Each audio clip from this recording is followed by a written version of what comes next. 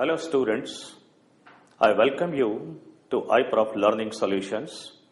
I am here to teach you chapters on physical and inorganic chemistry. Our today's topic with which we are going to start is the chapter of physical chemistry known as chemical equilibrium. In this very chapter, we shall be completing the following subtitles. Mainly, the types of chemical reactions, the nature of equilibrium, the factors affecting equilibrium state, the law of mass action, also known as Goldberg and Voges law, the equilibrium constant and its nature, the factors affecting equilibrium constant, applications of law of mass action to chemical equilibria as well as physical equilibria, and finally, the Le-Chatelier principle and its applications to physical as well as chemical equilibrium. Let us now start the chapter. Chemical equilibrium state is defined as a state of chemical reaction in which rate of forward reaction becomes equal to rate of backward reaction. Let us start with the types of reactions with respect to the chemical equilibrium. All reactions in the chemistry can be classified into two categories. They are known as reversible reactions and irreversible reactions. Irreversible reactions are those which proceed only in one direction. We can say they go to completion or almost 99.9% completion. Such reactions do not attain a state of equilibrium, and therefore they are out of the focus of the chapter of chemical equilibrium. Let us have some examples of irreversible reactions. For example, if we heat potassium chlorate solid in a hard glass test tube, it decomposes into potassium chloride with the liberation of oxygen. We know that oxygen doesn't combine back with potassium chloride to give back potassium chlorate.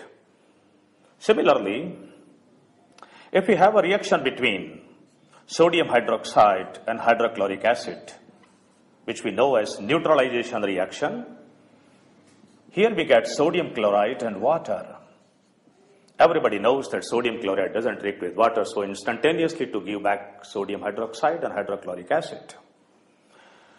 Similarly, the reaction between sodium and water to produce sodium hydroxide and hydrogen. There is no reaction between hydrogen gas and sodium hydroxide to give back sodium and water. Another very common reaction of irreversible type is the reaction between sodium chloride solution and silver nitrate solution. To give a precipitate of silver chloride and sodium nitrate solution. Such precipitation reactions are also irreversible reactions because the precipitate won't go into the solution to carry the reaction in the backward direction. So these are certain examples of irreversible reactions, and we have to do nothing with these reactions in the course of this chapter.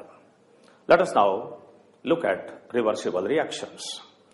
Reversible reactions are obviously those which proceed in the forward as well as in the backward direction. And therefore, they are likely to attain a state of equilibrium. And therefore, law of mass action is applicable to reversible reactions. Reversible reactions can be further classified into two categories. They are known as homogeneous and heterogeneous reactions. Let us first of all look at the examples of homogeneous reversible reactions. All the three types of homogeneous reversible reactions are available. Reactions in the gaseous medium, reactions in the liquid medium, reactions even in the solid state. I'll write certain examples over here. So far as gaseous reactions are concerned, one very common example is the reaction between hydrogen and iodine to give HI. Don't think that it is the reaction between hydrogen gas and iodine solid, because iodine is a solid at room temperature. But iodine is a sublimable substance. The reaction is not between hydrogen gas and iodine solid. It's the reaction between hydrogen gas and iodine gas to form HI gas. Another example of this type is the reaction between nitrogen and oxygen to form nitric oxide.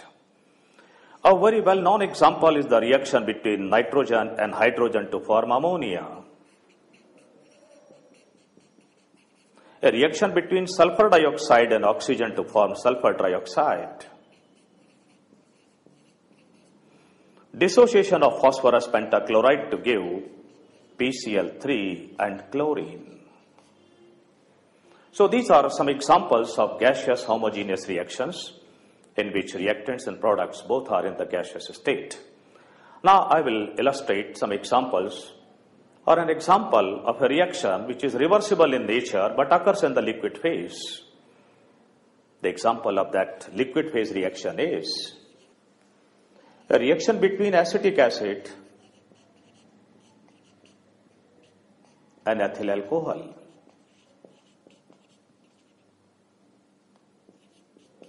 To give